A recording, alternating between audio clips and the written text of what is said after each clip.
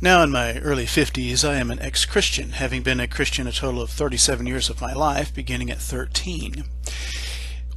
That background has helped me to come to and understand metaphysics and the oneness of all.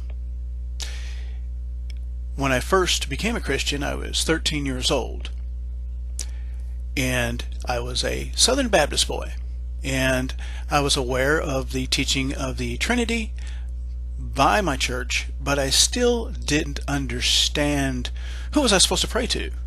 God the Father, Jehovah, or Jesus, or the Holy Spirit? How was that all supposed to work? And I was very confused by the doctrine of the Trinity, but I went along with it because I didn't know any better. I read my Bible religiously, no pun intended, even at that young age, but I didn't understand the Godhead.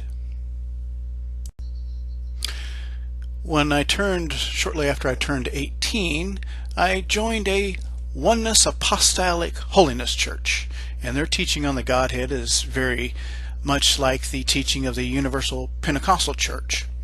And in this Holiness Apostolic Church, we learned that Jesus and the Father are one and the same, and that the Son of God simply means the body, but that God, or Father, means spirit. Son means body, physical brain, and Father means spirit, the universe, the consciousness of all.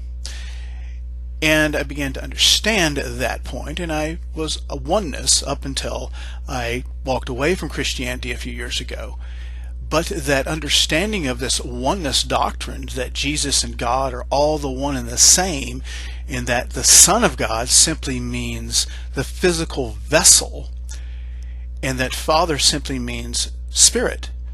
When I began to look into metaphysics and began to understand that all is mind, that the whole universe is mind or consciousness, and that we are all sons of God, and that's why the Bible calls us all sons, or expressions, physical bodies, but indwelled by the Spirit of the universe. When you're a Christian believing in the oneness doctrine as opposed to the Trinity doctrine, Trinitarians will ask such questions as, well, who was Jesus praying to in the Garden of Gethsemane then? Or, who was he praying to when he was on the cross? If he was the Father. That's simple. The flesh was submitting to the Spirit. That's what the Son praying to the Father represents. And his crucifixion or hanging on a tree, such as Odin did, or the hanged man of the tarot cards, represents sacrificing one's life. Not their life literally, as the Bible shouldn't be taken literally, but sacrificing your ego so that your spirit can guide you through life. That intuition, that inspiration you get through life. Not to have to think about it all the time with your brain and agonize and figure things out. Speaking of brain, let us consider this beautiful art by Michelangelo. He knew that God was in our mind and is the mind of the universe. And that's why he painted God inside of an obvious cranium or brain. And this is the mind of God and man united. United, for there is no separation. Separation is an illusion. Separation from God, from what you are, from the universe, is an illusion. An illusion, not deception, but an illusion, so that we might experience the human experience. We are all God having experiences. We connect to our higher mind, to our spirit, that gives us inspiration, intuition, insight. That is God, or our spirit mind, talking to us. If only we will listen, and we listen with our hearts, that still small voice like the Bible talks about, not with our brains. Our brains can get in the way. They mean well, but they can get in the way. The garden in the Bible that Jesus was praying in, just like the Garden of Eden, is the garden of your imagination. And if you let your imagination run wild, you become very insecure, very fearful, very worried. When the Bible speaks of Jesus submitting to the will of the Father and to the cross, he simply stopped thinking things out and trusted his Spirit, his Father within him. In theological terms, the brain thinking, the brain mind, if you will, is called the carnal mind. Carnal simply means earthly or physical. Doesn't mean it's bad. But when we think from our physical brain, our physical biocomputer, when the human brain is a wonderful thing, it's an amazing thing, but it's only designed for three things. One, to protect the body. Two, to get security. And three, to maintain that security and comfort. That's all the human brain is designed for. But we are not our bodies, and we are not our physical brains, as like seen in this photo right here. That's not what you are. You're not that. You're not a brain. You're a spirit with a body and a brain. A body and brain that is to be submissive to your spirit, like Christ was submissive to the will of the Father. That's what it means for Christians to submit to God. This submission is what is meant by giving your life for Christ. As Apostle Paul said, he crucified his flesh daily. Jesus talked about carrying your cross daily. It's simply getting the ego out of the way. Your ego is not your enemy, but it does come from this physical brain right here. There needs to be more of a chrysalis where your physical brain listens to the spirit brain, and together you can live a much better, saner, peaceful, loving life here. The numerous, well-documented out-of-body experiences and the sort, the seemingly spiritual woo-woo stuff that even scientists themselves have experienced, near death, out-of-body, things like that, cannot be denied. That means that you are consciousness, and your consciousness is not contained or restrained by this physical brain here. You are something higher than your physical brain's reasoning and thinking and logic and fears. As science and scientists, quantum physicists and the sort, are proving over and over that the universe is conscious. Matter is consciousness crystallized. And we are also that consciousness.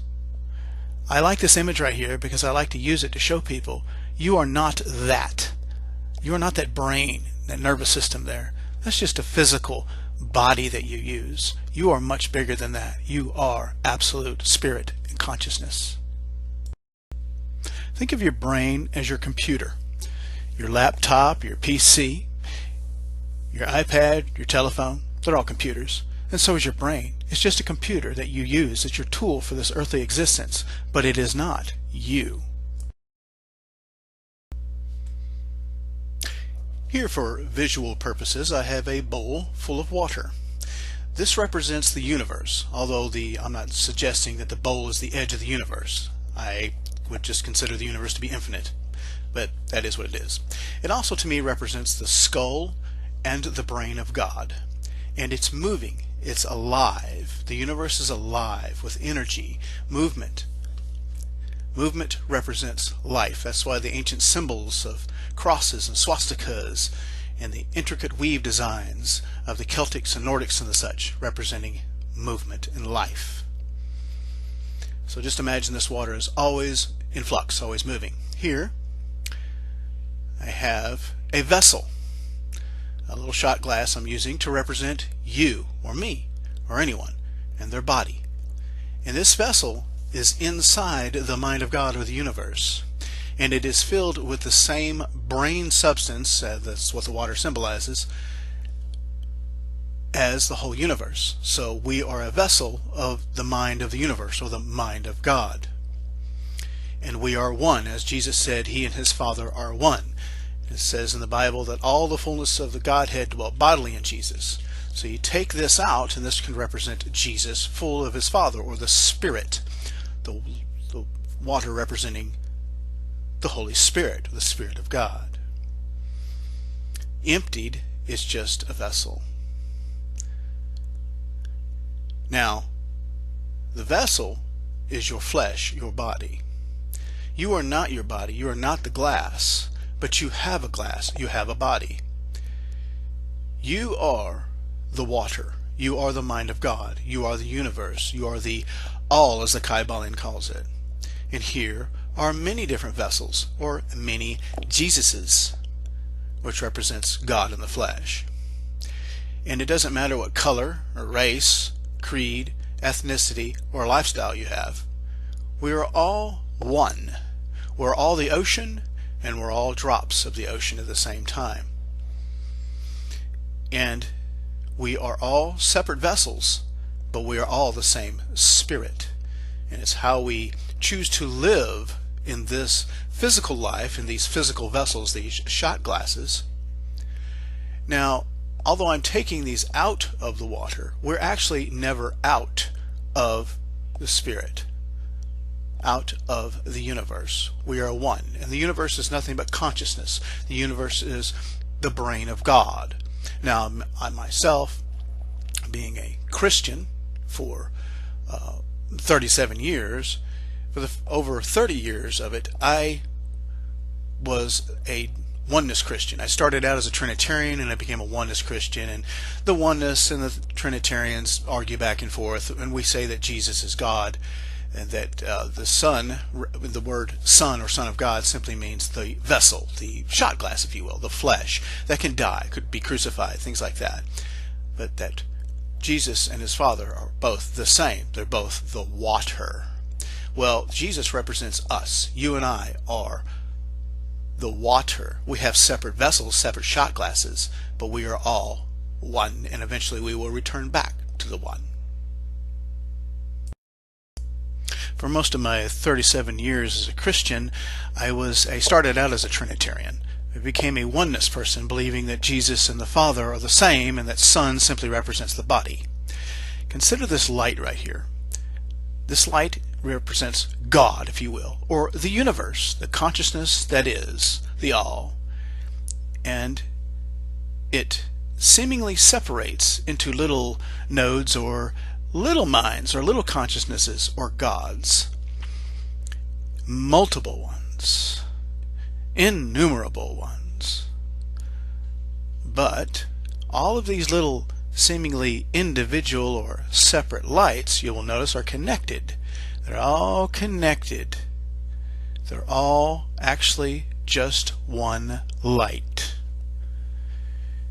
Here, this little single light can represent you, or an individual. But notice that there's all these individuals. We are individuals, and we are a collective. Isn't that wonderful? We all are separate and have our sovereignty, but we all are also one. And once we realize that and become conscious of that fact, we begin to treat others as we would treat ourselves, because we realize everyone is just us pushed out, and we are them pushed out. We are separate but the same. We are multiple but we are one. We all have our individual lives, and we go about and do whatever we wish to do, or try to do it within reason, but at the same time we all are one, united. And when we come to realize that, when we come to realize that we are all like the base of this light right here, we are all at the core just one. We are all the ocean, and we are all drops of that ocean, one and the same. This is oneness of man with God. Not just Jesus. Jesus represents man. Whether he existed or not is not important. It is what he represents. You are Jesus. I am Jesus. We are sons of God. Nodes or expressions of God. Physical manifestations with physical bodies of the one true light. We are multiple lights or consciousnesses, but one God. When we come to realize that we all are sovereign but not separate, individuals but a collective, our root is God, our root and our branch. We are all connected, and it is a wonderful mystery to behold. We have this illusion that we are separate, that we are all individuals, but we are one. We are a collective. We act individually, but thinking collectively at the same time, or responsively. And if you are led by this, your spiritual mind, you are consciously awake and awakening and becoming who you are, awakening to your godhood. Awaken and arise to your higher self. I am God, just as you are, but in this earthly incarnation I am known as Ryan, and I hope you enjoyed this presentation and my explanations. I run the YouTube channel 𝚃𝚑𝚎 𝙾𝙽𝙴𝙽𝙬, and I am also on BitChute, Odyssey, and Rumble. Same channel name, same channel image. Have a great day and a wonderful life.